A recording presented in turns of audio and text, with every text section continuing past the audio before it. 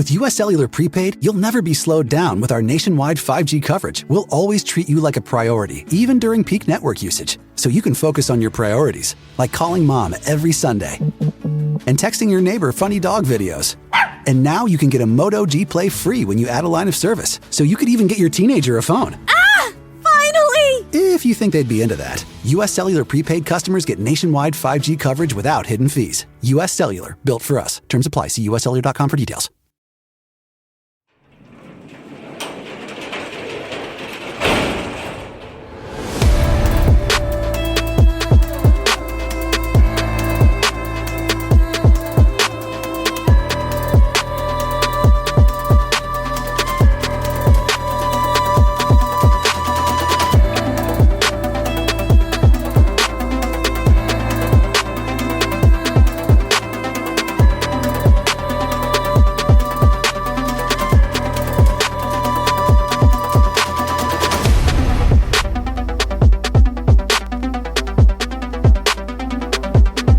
Welcome to True Crime Garage. Wherever you are, whatever you're doing, thanks for listening. I'm your host, Nick, and with me, as always, is a man who is always with me and always with you. Here is the captain. And yeah, girl, I knew about that other guy. I just didn't care.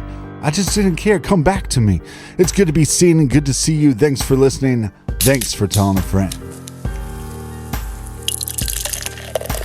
This week we are fired up to be featuring Red Rocker Lager by the Electric folks over at the Red Rocker Brewing Company.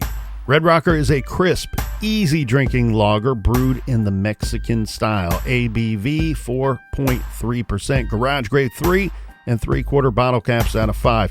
And let's give some cheers and thanks to our good garage friends that got plenty of style themselves. First up, shout out to Kendra in Glenburn, Maine. And a big We Like Your Jib goes out to Blair in Portland, Oregon. And here's a cheers to Alana Maltzberger from Spanish Fork, Utah, and a big tall cans in the air, and a big cheers to Nicole and her best friend Greg in places unknown in Australia. Cheers to everyone who contributed to this week's beer fun. Yeah, BWRUN, Beer Run. So many off the record episodes, so many cool topics that we'll be talking about on Off the Record. So make sure you subscribe on Patreon or on Apple Podcast app. Just hit the subscribe button. There you go. Extra content in your earballs. And Colonel, that's enough of the business. All right, everybody, gather around, grab a chair, grab a beer. Let's talk some true crime.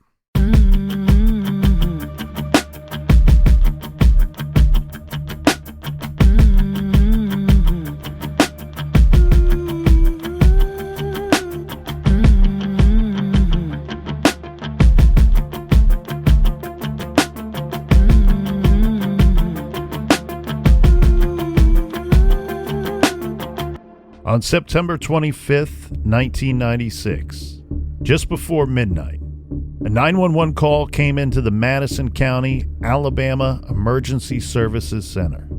A woman, identifying herself as Linda Williams, cried for help, saying her nephew and some of his friends had been shot. The crying woman asked that police and ambulance personnel be sent immediately to her home at 6591 University Drive in Huntsville.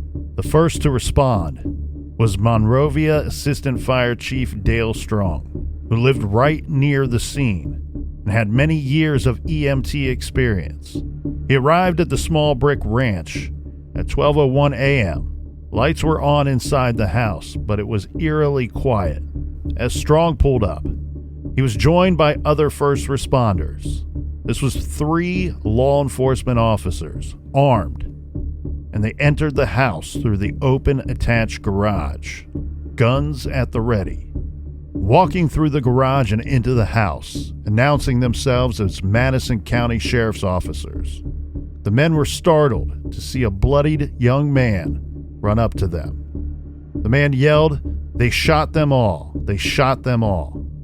This is True Crime Garage, and this is the case of the cell phone murders.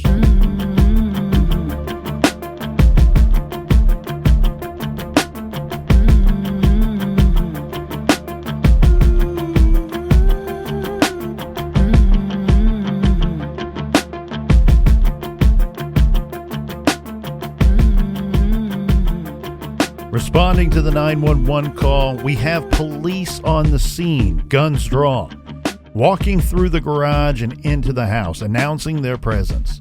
When a young man covered in blood runs to them, saying, "They shot them all, they shot them all." One of the officers on the scene is Officer Solominski.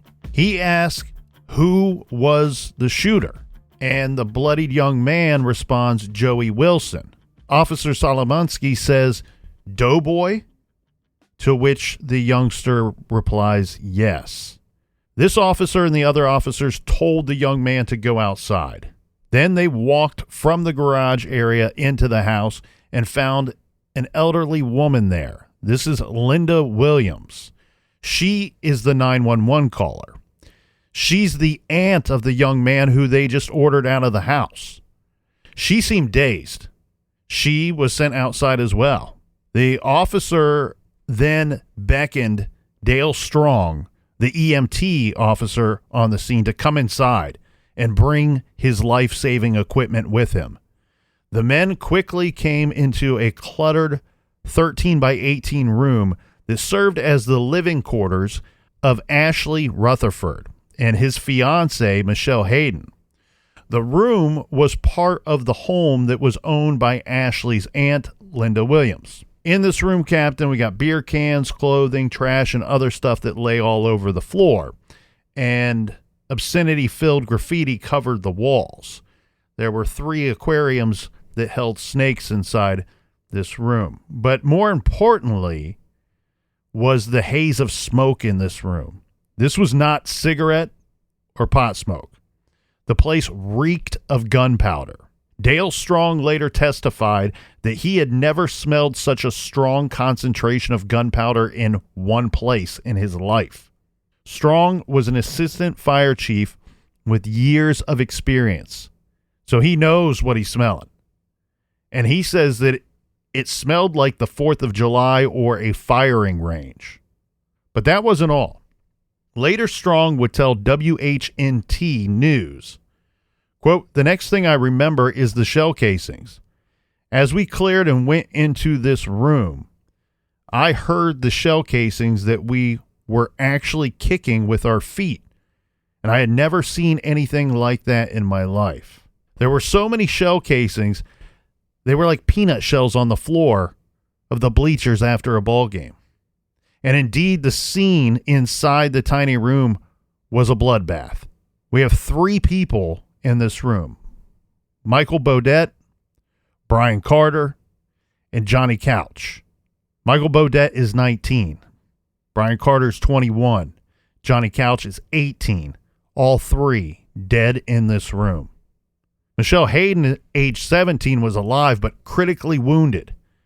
She'd been shot in the face, abdomen, and arm. EMTs frantically tried to save the life of Lamar Hemphill. He was a Marine reservist, age 21. Sadly, he would die at the hospital.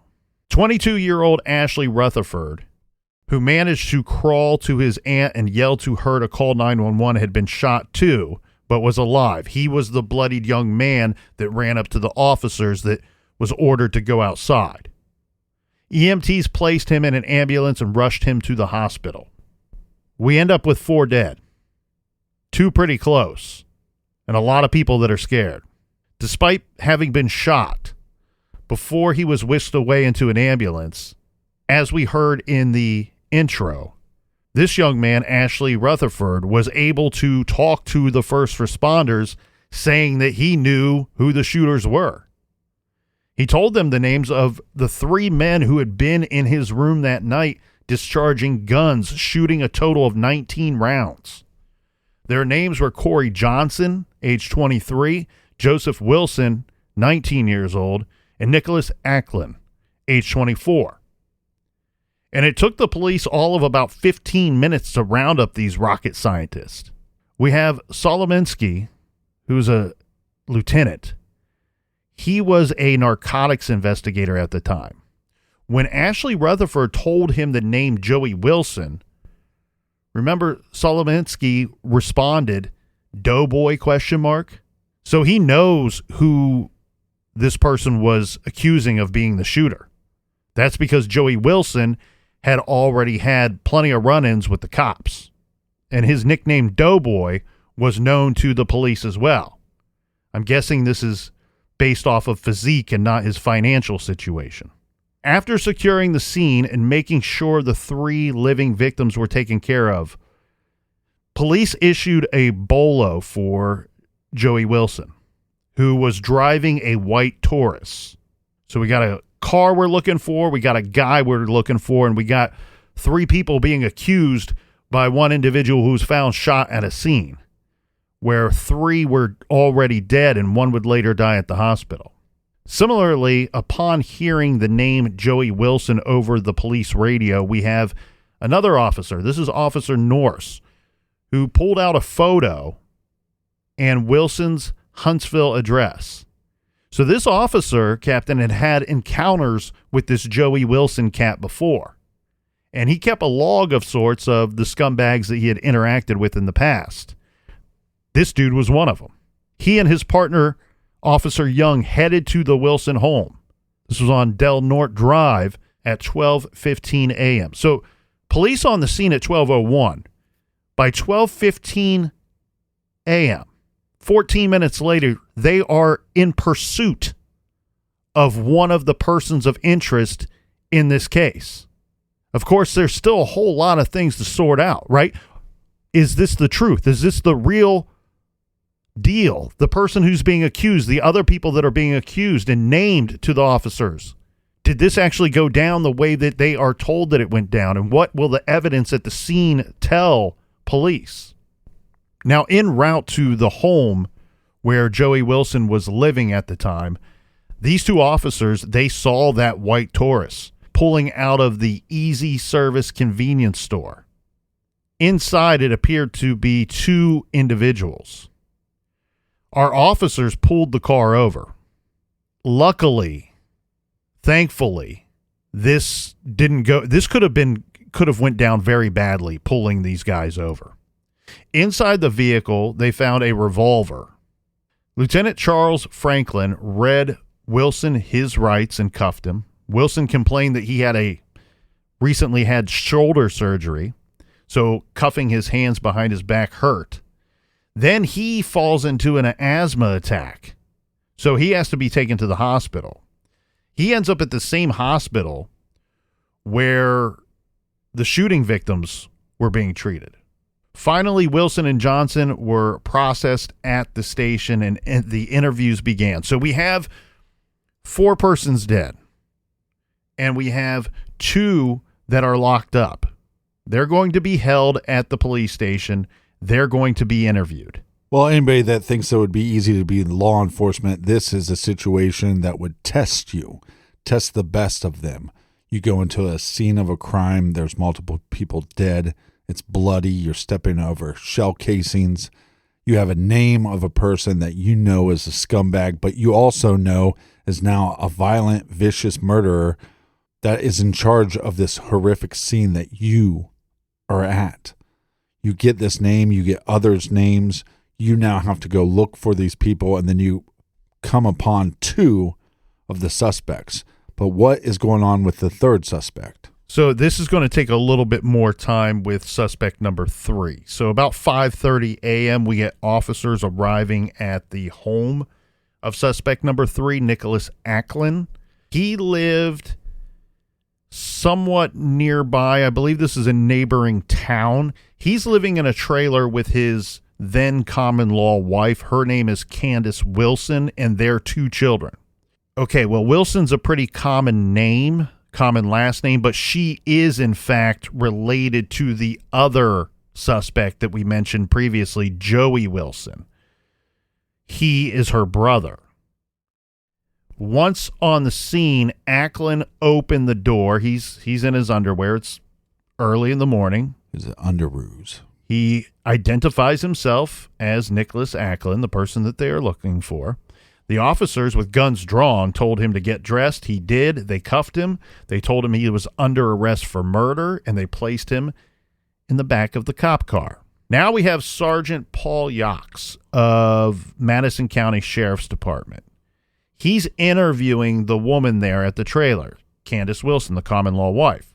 He asks her, does Ackland have any guns? She says yes. When asked where they were, she said they were under the bed. She gave permission for the sergeant to search the trailer for weapons.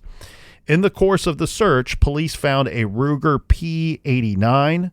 They also found 2 9mm Lawson pistols and an H&R nickel-plated .32 caliber revolver.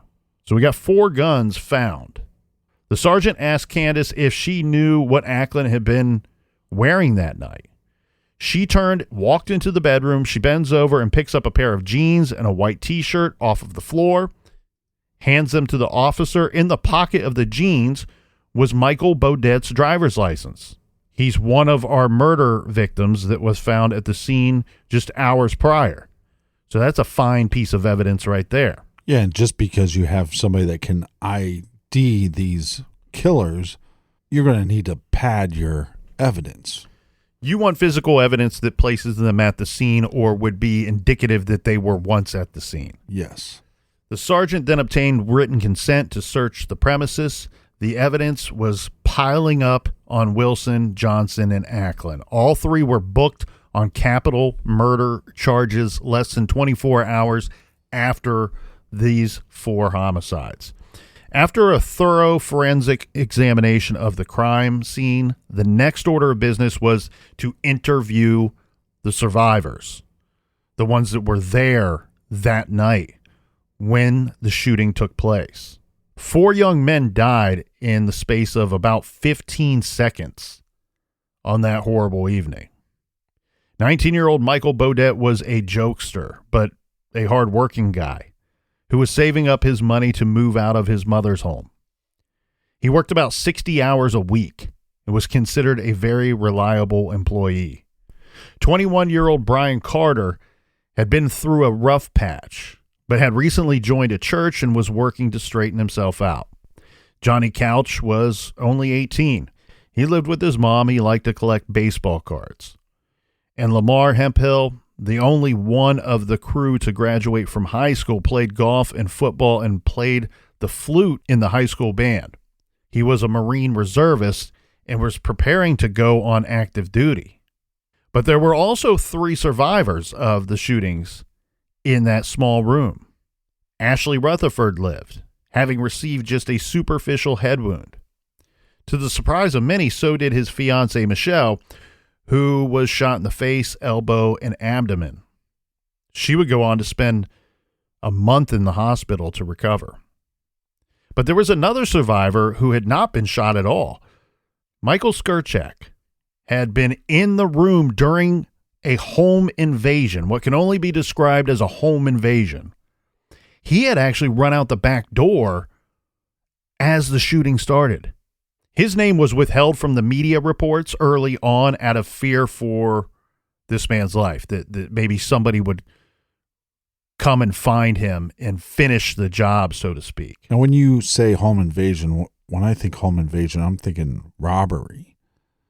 Do we have motive for robbery? This just seems like they invaded the home to assassinate people. Well, as bad as that is, they were in there and terrorizing them for a period of time too. Unfortunately, this we say that 4 lives ended in the matter of just 15 or so seconds. But that's when the shooting started. That's just the shooting part of the evening. So here's the story. This is the story that we get from the 3 survivors. Michelle and Ashley had been at home in the room that they shared. We're going to go back a week before the shootings to kind of set this up. So we're at September 18th now. Okay, keep in mind, Ashley, he lives there with his girlfriend, and they live in his aunt's home. They're basically renting a room, renting space inside her home. Right. On September 18th, a week before the shootings, three guys that Ashley knew, Joseph Wilson, Nicholas Ackland, and Corey Johnson, stopped over to buy some marijuana.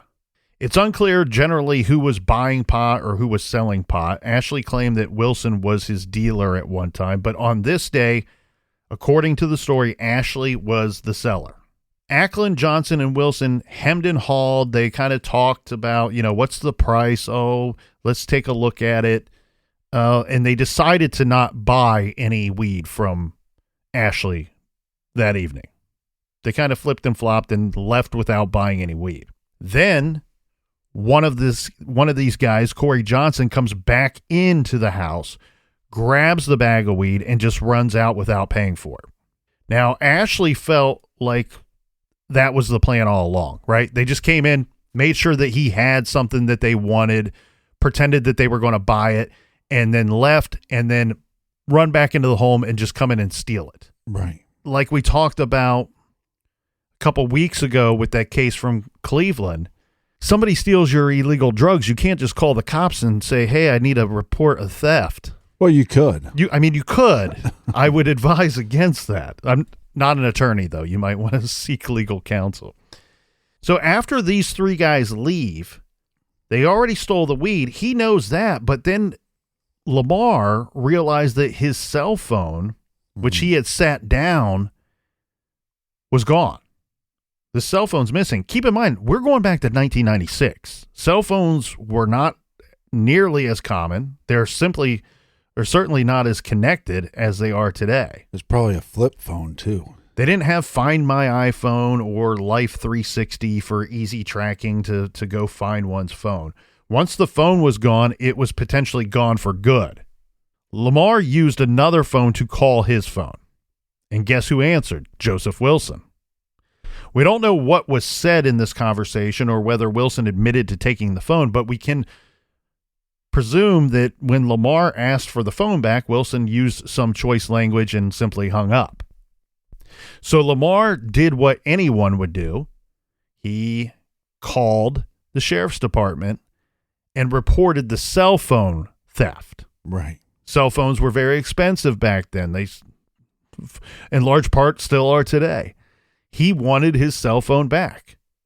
And because it wasn't illegal like the pot that was stolen, he was going to place a complaint with the sheriff's department. Right. So he's not calling up the sheriff and going, hey, by the way, these guys stole my weed and they stole my cell phone. He's just leaving the weed out of that conversation. Yes. And I would imagine that report would include, hey, I called the phone with another phone and a guy I know, Joey Wilson, picked up the phone. Yeah. The guy that we believe stole it answered the phone.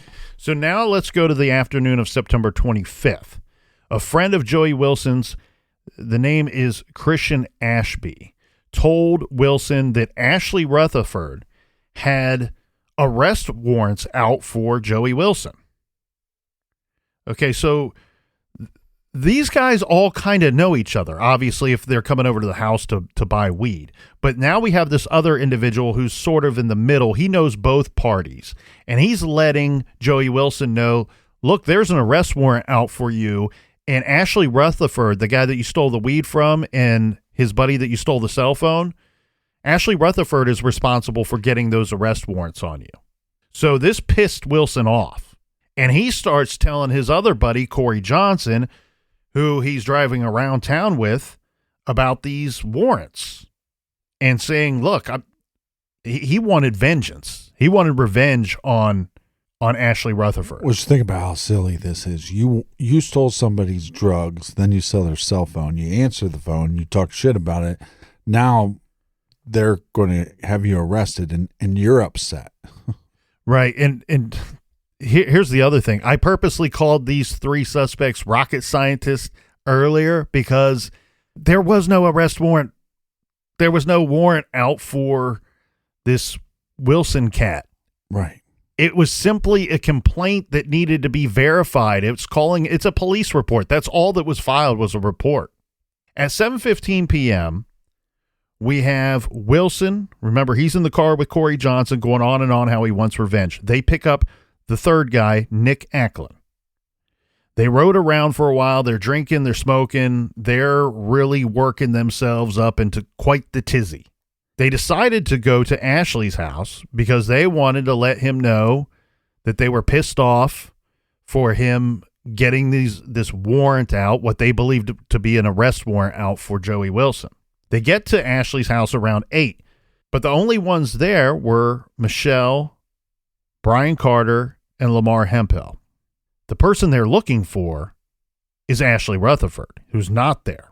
According to the book Murder in the Heart of Dixie by Fred Simpson and Jacqueline Proctor Gray, Ackland, Johnson, and Wilson are three suspects. They show up brandishing handguns and asking about these arrest warrants. Brian Carter denied knowing anything about it. Lamar Hemphill didn't respond, but was visibly angry. Remember, it was his cell phone that had been stolen. Corey Johnson punched Lamar in the face, and the three left, warning that they would be back when Ashley Rutherford got home from work. Ashley Rutherford was at work at the Circle K convenience store. Around 8:30 p.m., his fiancée Michelle came in during his shift, along with Lamar and Brian. They told Ashley that Joey Wilson and some of his cronies had shown up at their house, and they were angry with Ashley. The group discussed whether the guys would actually do anything to them, but it seems like they agreed that they thought that these guys were all talk and that nothing bad really was going to happen, that these were just threats. So eventually they go home. By 10 p.m., Michelle, Lamar, and Brian were hanging out in their room waiting for Ashley to get home. He's still finishing up his shift. The three were watching TV and just hanging out. But pretty soon, two more buddies stopped by. That's Michael Skirchak and Johnny Couch. They were planning on going to pick up their buddy Michael Bodette, but they would not get the chance. As they went to leave, our three suspects, Wilson, Ackland, and Johnson, barged into the home. They just charge into this home. Michelle, who lives there, says, "Get the hell out of my house." They say, "We're not going anywhere." Corey pushed Michelle down in a chair by her throat. He said, "You keep your mouth shut or I'll shoot you." Wilson demanded to know who had filed a warrant against him for stealing a phone. According to AL.com, Madison County Sheriff Joe Wyson later said Wilson was misinformed. No warrant had been issued, right? Citizens don't file warrants. You file a complaint or a report with the police. They take it from there. But Wilson was convinced that one had been issued and that the police were coming for him. And so now he wanted retribution. Now, not taking this bullying laying down, remember Lamar is our Marine. He started arguing with the intruders. Corey Johnson started to get violent. This is from a later report that says Johnson then started slapping Hemphill, Couch, and Carter. Using a Jack Daniels whiskey bottle, he hit Lamar Hemphill in the head and Brian Carter, in the mouth with this bottle, with this glass bottle. He also grabbed Johnny Couch by his hair, which was long, and he's repeatedly slamming his head into a dresser multiple times. Wilson also repeatedly stomped Johnny, who was lying on the floor, and Johnny was essentially beaten unconscious at that point. While he was passed out, Wilson, Johnson, and Ackland cut off Johnny's ponytail with a pair of scissors, and they were calling him a girl. He's unconscious. We have the other four victims in the room who are terrified because the guys that are threatening them, they're all packing. They're waving around guns and threatening all four of their lives. And this is when Michael Bodette had the misfortune to walk in to that home.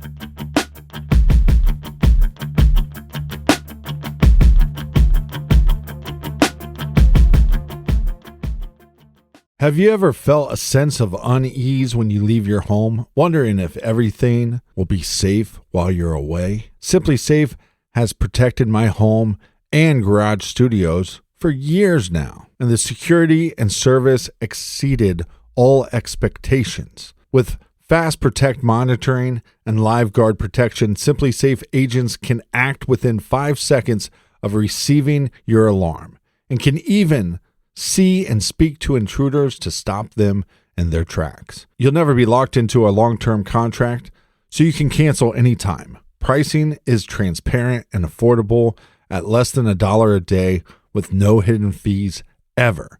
Simply Safe has been named Best Home Security Systems by U.S. News and World Report for 5 years running and offers the best customer service and home security according to Newsweek. It's easy to install and activate your Simply Safe system in less than an hour, or choose professional installation to have a pro do it for you. Here at the garage, we love Simply Safe. It was so easy to install and activate. If I can do it, you can do it. And not only do they have the best customer service according to Newsweek, they have the best customer service according to the garage. Protect your home with 50% off a new Simply Safe system, plus a free indoor security camera when you sign up for Fast Protect monitoring. Just visit simplysafe.com/garage. That's simplysafe.com/garage. There is no safe like Simply Safe. This show is sponsored by BetterHelp. What's something you'd love to learn? As an adult, do you make time to learn new things as often as you'd like? Or was that something lost in childhood? If I could give one gift to many of my friends, I'd give them the gift of curiosity. Kids are always learning and growing, but as adults, sometimes we lose that curiosity. What's something you'd like to learn? Gardening, a new language, maybe guitar, or maybe how to finally beat your best friend in bowling. Therapy can help you reconnect with your sense of wonder, because your back-to-school era can come at any age. If you're thinking about starting therapy, give BetterHelp a try. It's entirely online, designed to be convenient, flexible, and suited to your schedule. Just fill out a brief questionnaire to get matched with a licensed therapist and switch therapists anytime for no additional charge. Rediscover your curiosity with BetterHelp. Visit BetterHelp.com/garage today to get 10% off your first month. That's BetterHelp, HELP.com/garage. This show is proudly sponsored by BetterHelp. Think about the subjects that your children struggle with in school. I know for me, it was always science. I just couldn't get it, couldn't wrap my head around some of the aspects of science. IXL is an online learning program for kids covering math, language arts, science, and social studies.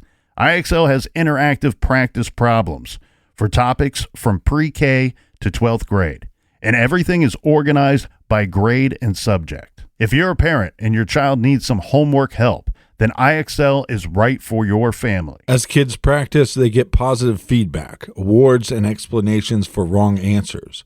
IXL figures out what your kids need more help with and recommends more topics to practice.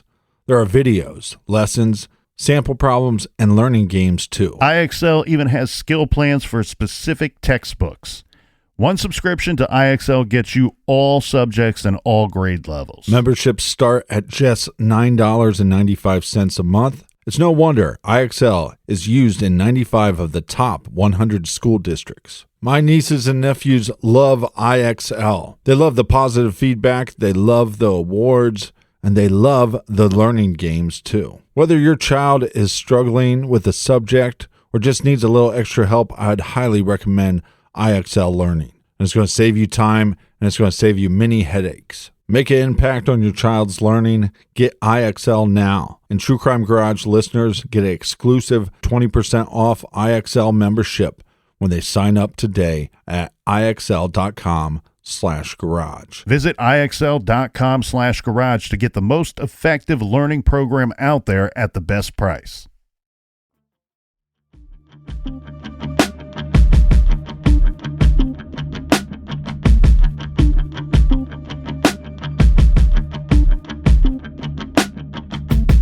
All right, we are back.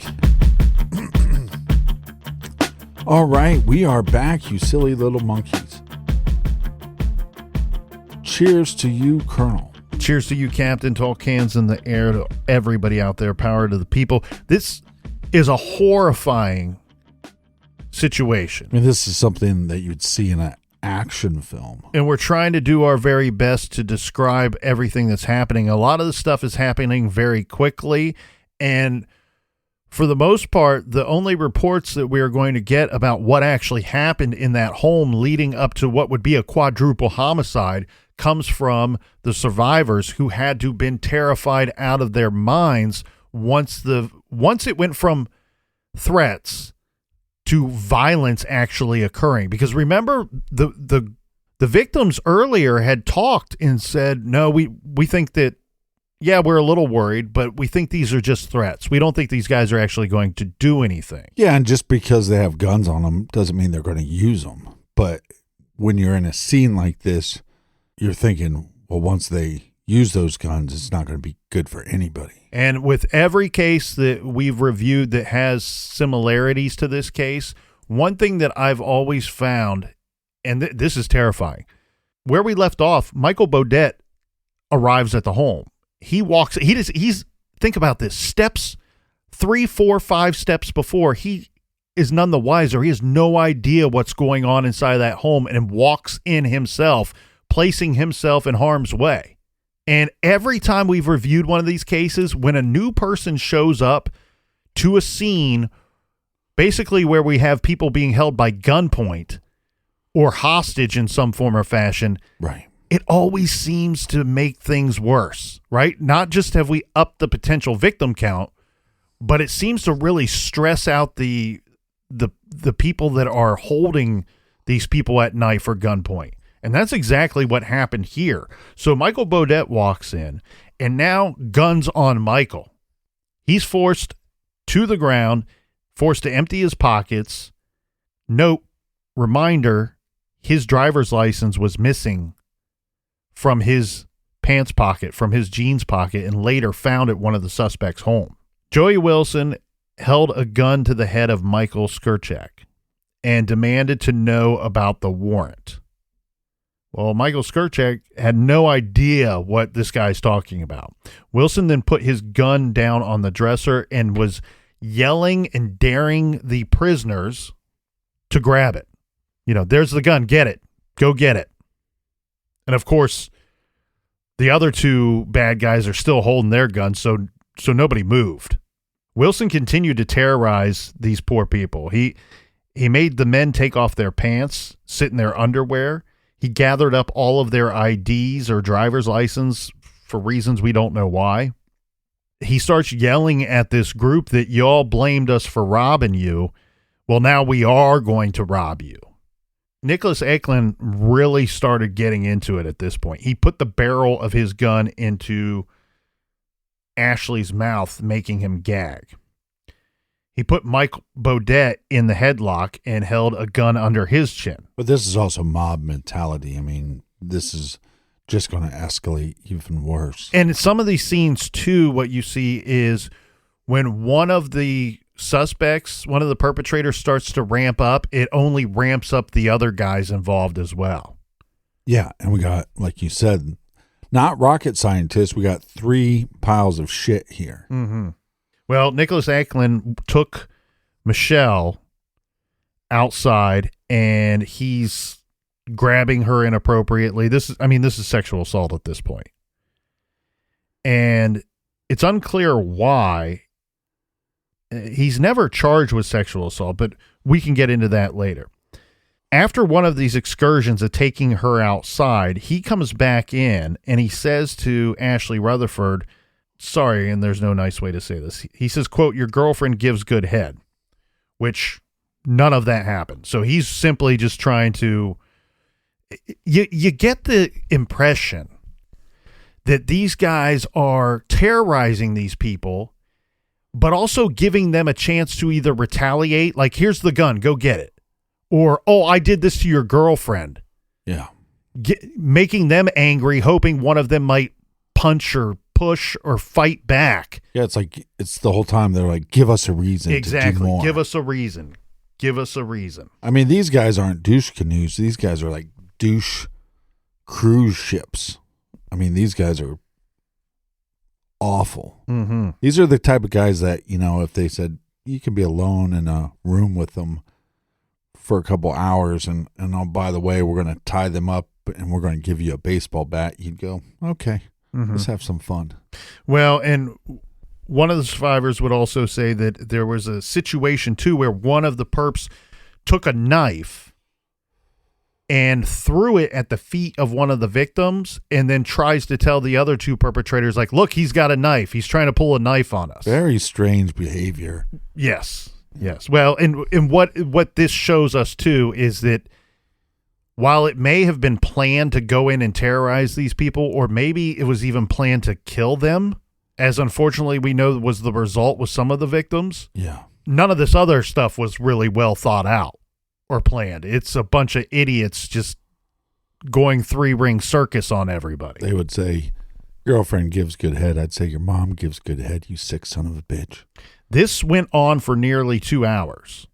So at approximately 11:30, there's all of these victims inside this home. Meanwhile, the aunt, Linda Williams, had managed to stay hidden from all of this chaos and commotion and truly terrifying does she know behavior. what's going on? I don't know. That part I don't know. Because you think that if she heard any of this, or if she would have saw any kind of assault, that she would have called the police, or if she knew that they had guns. I do know that at one point, one of the victims said to one or all the perpetrators, like, you guys are freaking out. You're being really loud. If his aunt hears this, she'll call the police. There was a concern. She was elderly, though, too, so I don't know. You know, some of our fine elderly citizens, you could have a bullhorn and stand right next to them, and they might not hear very much. What? At 11:30, everything goes from bad, super bad, to incredibly horrible. Okay, so we got Ashley Rutherford in there. That's the person that it seems like these three guys were really looking for, and everybody else is just happened to be there that night, or in Michelle's case, lives there. They start demanding that Ashley get on the ground, empty his pockets, the same thing that we saw with some of the other victims. Yeah. And they wanted to know, they're yelling things at him like, who signed the warrant? Who signed the warrant? And of course, he's replying, it's like, I don't know what you guys are talking about. Right. So they're not getting the answers that they want. These jackwagons, they're not getting the answers that they want. But what they don't understand is this guy can't give you the answer you want because he doesn't know what you're talking about. He didn't sign a warrant. He didn't even call in the complaint. Yeah, but this is where it gets bizarre, because you just wonder if is this all escalating, because like you said, they're not getting the answers that they want, but he can't give them the answers because there's just a simple dumb ass miscommunication. Mm-hmm. Well, who signed the warrant? Well, I don't know, you dumb fuck. Mm-hmm. You know, I don't know what you're talking about. Yes, we called the police. They filed a report, but they didn't file a warrant. Well, and based off of all of the statements from the survivors, it appears to me that this Joey Wilson guy, and mind you, he's the first name that's tossed out to police as soon as they arrive on the scene.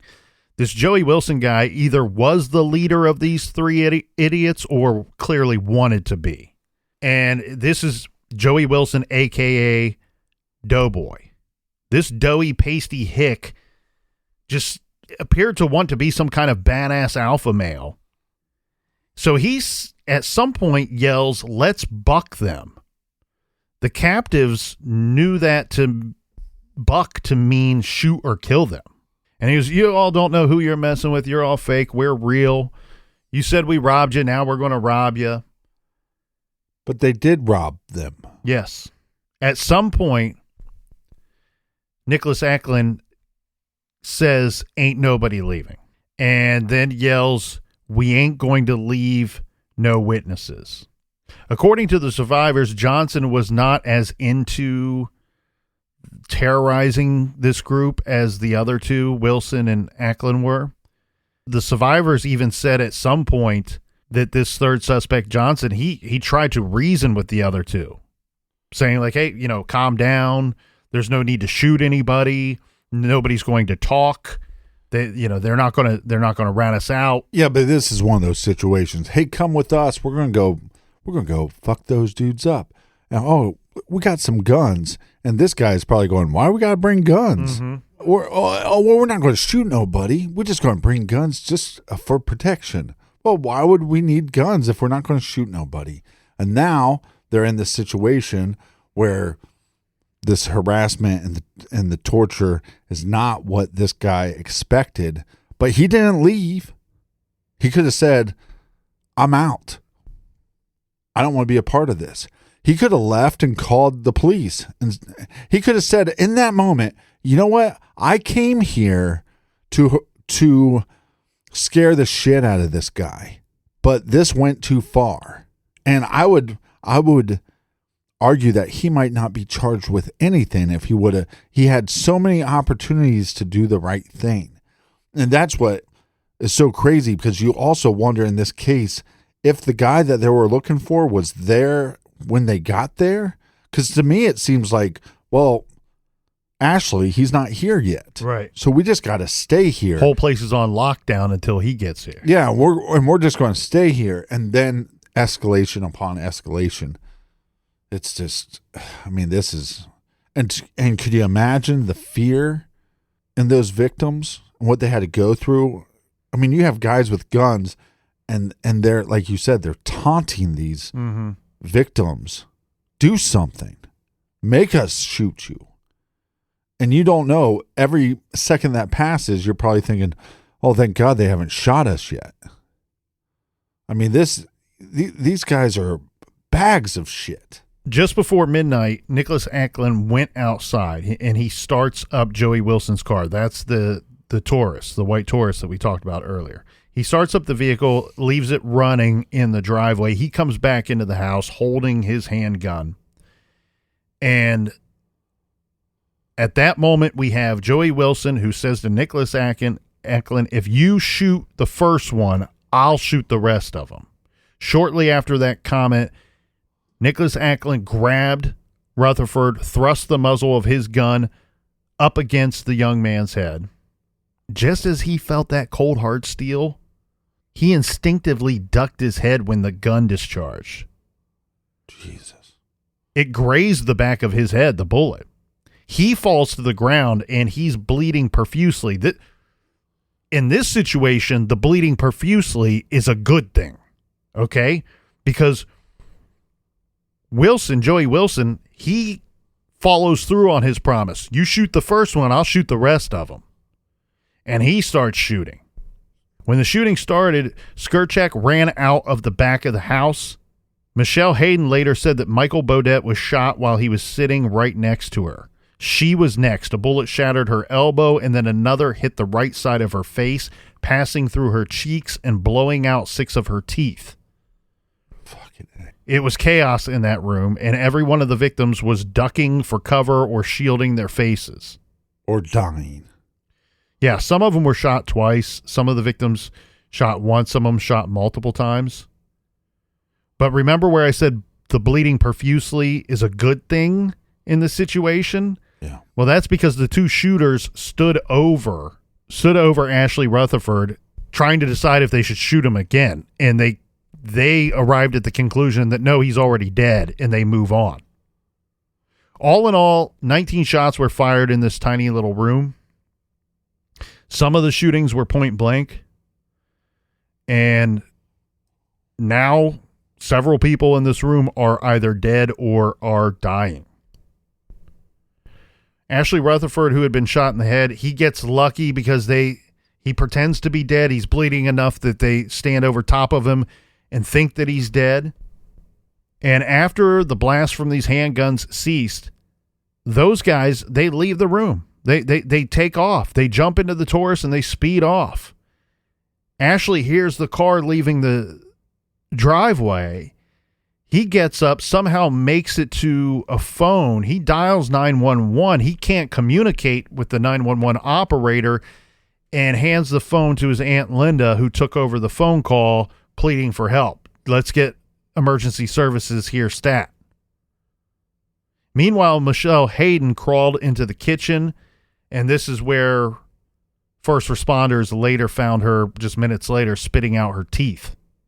Michael, who was able to get outside of the house, he was hiding outside, and he's hiding outside is one way to state it, but really he's in complete shock. Like, he's just frozen. He's out there vomiting from the stress. And he's out there kind of frozen, just too terrified to even run. Madison County authorities arrived. Johnny Couch was dead on the floor in a corner. Michael Bodette was dead on a bed. Brian Carter was slumped over, dead on a beige upholstered chair. And then we know our other victim, they attempted to get him to the hospital to save his life, and they unfortunately could not. We have coroner Bobby Barry Hill, who had to help sort out what was happening or what had happened in the room to report all these shootings. And of course, he states it was definitely overkill. Every one of the deceased victims had been shot at least once in the head and some in the neck as well. This is all referred to as execution style, intended to kill the victims.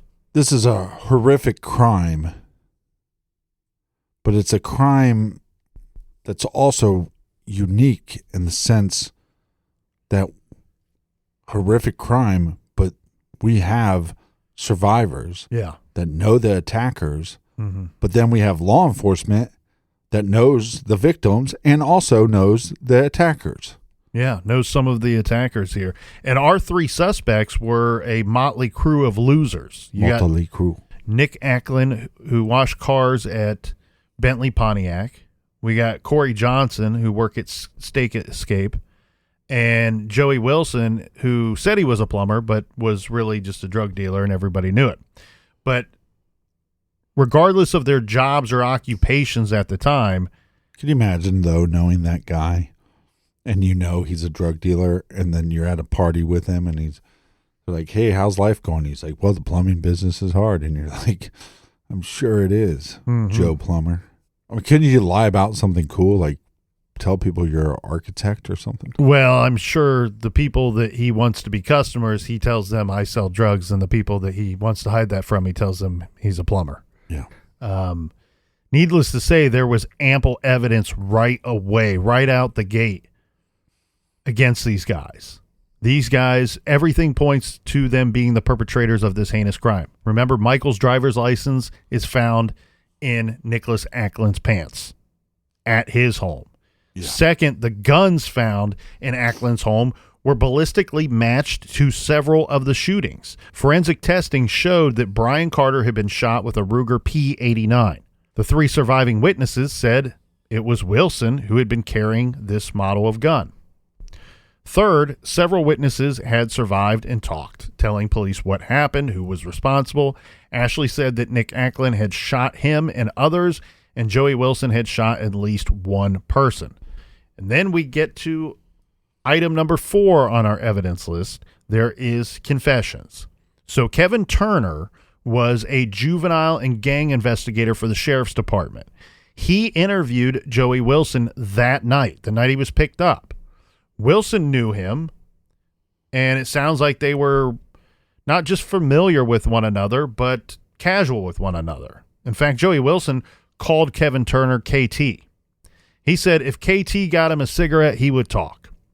So, of course, the officer got him a cigarette. Wilson told the officer that he had armed himself with a .357 Magnum and gone over to Ashley Rutherford's home to confront him because of the dispute over the stolen cell phone. He said that he had a revolver, and Acklin and Johnson also had weapons. He admitted that they slapped some of the victims, that one thing led to another, and the shooting started. Those are his words. Wilson told Turner he didn't remember specifically who did the shooting and said, quote, "That's my crew. You all got locked up out there. I'm not going to turn and rat on them."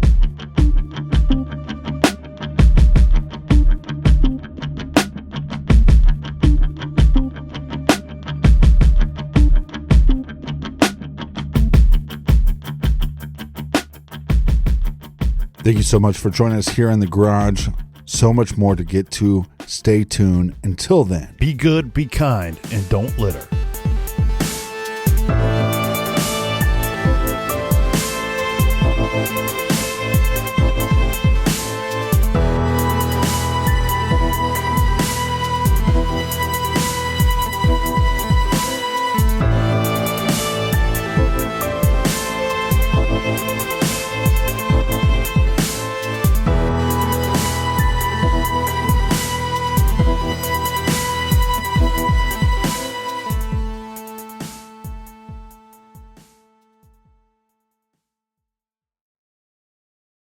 With US Cellular Prepaid, you'll never be slowed down with our nationwide 5G coverage. We'll always treat you like a priority, even during peak network usage, so you can focus on your priorities, like calling mom every Sunday and texting your neighbor funny dog videos. And now you can get a Moto G Play free when you add a line of service, so you could even get your teenager a phone.